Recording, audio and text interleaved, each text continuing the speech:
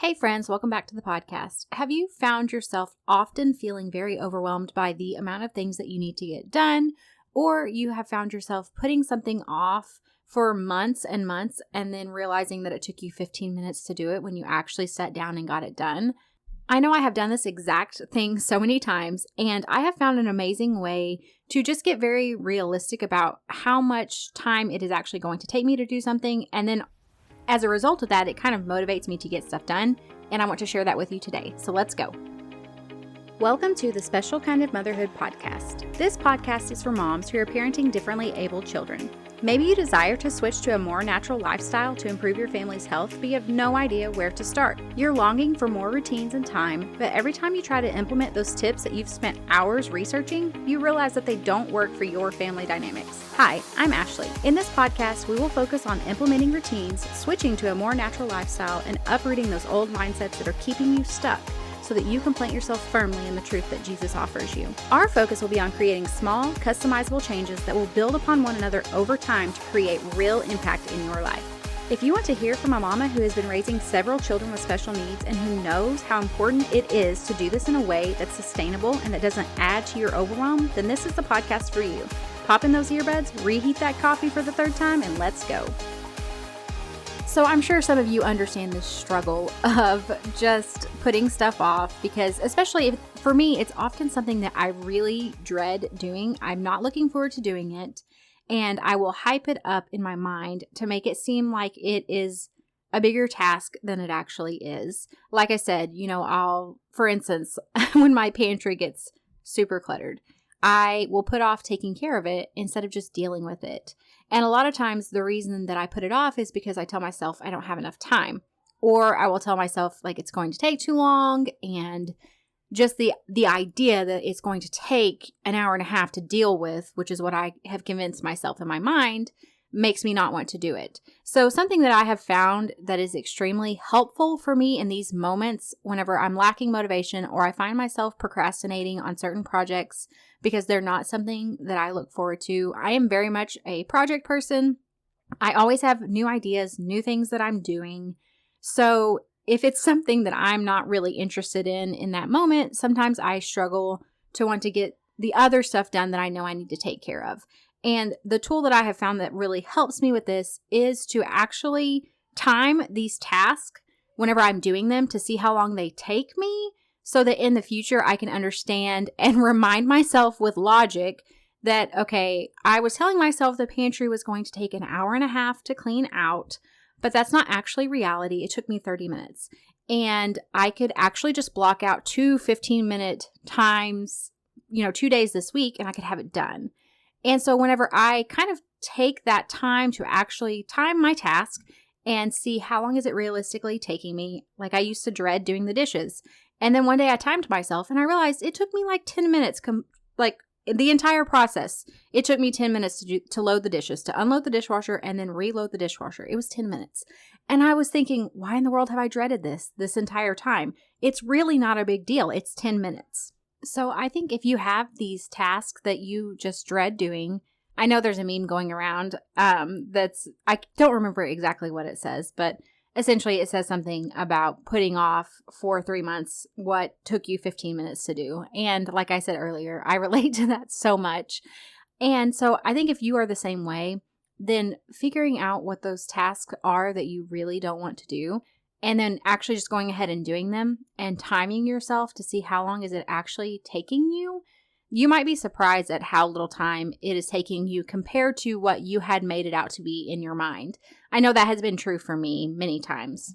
And then like I shared earlier, if you are finding that you time it and it still takes longer, maybe it's not as long as you have made it out to be in your mind, but it is still longer than what you would want to do in like a one-time block, then I would say, kind of like I mentioned earlier about the pantry, if it takes me 30 minutes to clean the pantry, then can I just break it down into 2 15-minute times where I just set a timer on my phone, and for 15 minutes, 2 times that week, I clean the pantry, and then it's done, it's dealt with.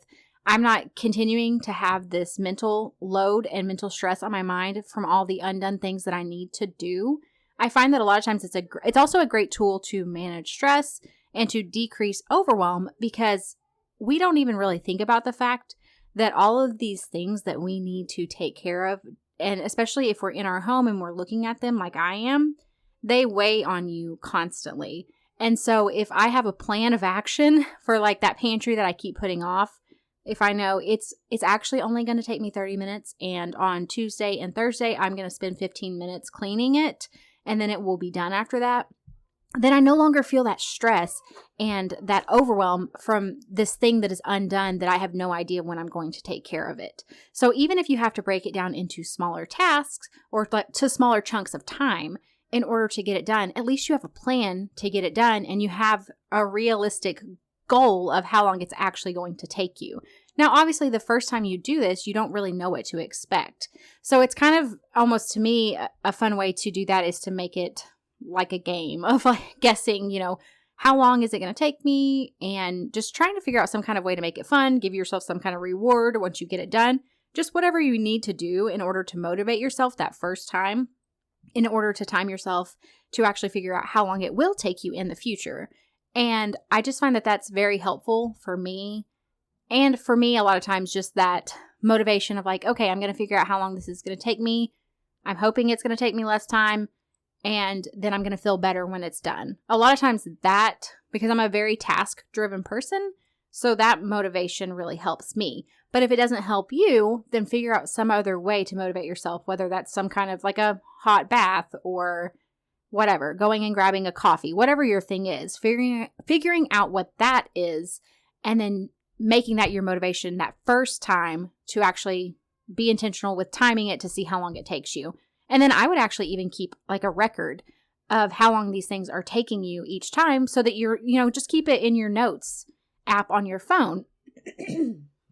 Just write down how long it took you to do this task. Just jot it in there. Keep like a one note that has all of the different tasks that you have to do that you tend to dread doing. And then beside it, you write how long it's actually taken you on those times. Like pantry for me, dishes. I can't even think. Those are a couple of things I think of right away. Laundry, those types of things that I don't necessarily love to do, but they need to be done. Then I can just be realistic. And like if I'm feeling that, just that lack of desire to take care of them, or I kind of fall back into that mindset of like, oh, this is going to take forever, then I can quickly just pull out my phone, look at my notes app, and remind myself, okay, that's only actually going to take me 10 minutes. Where do I have 10 minutes that I can just quickly get this done? The second reason why I find this extremely helpful is because I don't know if you guys are like me. So I will actually overschedule myself, and then I will create this giant list of things that I want to get done. And I have set myself up, honestly, for failure, because in my mind, success means taking care and checking off everything on this list. And I have tried to put in 5 hours worth of work on this list of things that I need to take care of. But realistically, I only have 2 hours to work. And so I also find it's extremely helpful in setting realistic expectations for us as far as our to-do list, or if we're having like a work day or something like that. And if we are keeping some kind of log of how long these certain tasks take us, then we can look at our schedule and say, I have 2 hours that I can devote to taking care of stuff. And these are the tasks that I can plug in those 2 hours. Instead of, like I will often do if left to my own devices, which is to say, oh, I need to take care of all of these things and then ignore the fact that that's actually 5 hours worth of work. And I can't realistically take care of that in the 2 hours that I do have in my schedule. So I think it's really helpful for that as well. If you're like me and you tend to kind of be an overachiever, you like to bite off more than you can chew, you want to take care of all the things. And it can just kind of keep us grounded in reality of time restraints is really what it is. Because we can have a desire to do all of these things, but we also only have so much time in a day. And, we still have our family to take care of. We still have different things that we have responsibilities for. And so we have to be realistic so that we're not setting ourselves up for failure, so that we're not increasing our overwhelm by being unrealistic about what we actually can get done. So I think this is a great tool for that as well. And I think a great way to get started with this is just to start with the thing that you dread the most, the thing that you consistently have to do, or that you have been putting off, like I mentioned earlier, for months. And just start with that. If you have to figure out some kind of way to motivate yourself in order to get it done, besides just the idea of figuring out how long it will take you, then figure out what that thing is that is going to motivate you and just start with that one thing. And then, like I mentioned, keep a little log of the times in your phone, in the note section on your phone, so that you can just quickly look at it. You're not forget, because if you're like me, like if I recorded how long it took me to clean out the pantry in a month, I am not going to remember that.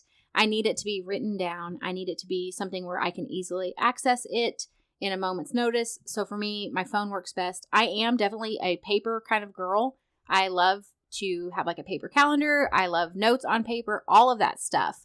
But I know for myself, if I'm really trying to get myself motivated or I'm trying to figure out what I need to take care of, it's just easier for me to have that on my phone. It's just a quick little log I can keep on my phone and quickly look at to remember, oh yeah, last time it took me this amount of time. And obviously there are things that the more we do them, the faster we get. So I do think taking time occasionally to time yourself again to see if the time has changed is a great idea as well. You could just do that as often as you want, every few months or something like that. If it's something like dishes or laundry, or I honestly end up having to clean up, like tidy up my pantry at least once a month. Sometimes more depending on the amount. Like if I've bought quite a bit of stuff in bulk, then it tends to be more than that as I'm getting everything put in place and all of that type of stuff. I also tend to use my pantry as a place for plant starts. So that kind of adds to the mix because it takes up space that normally is dedicated to food.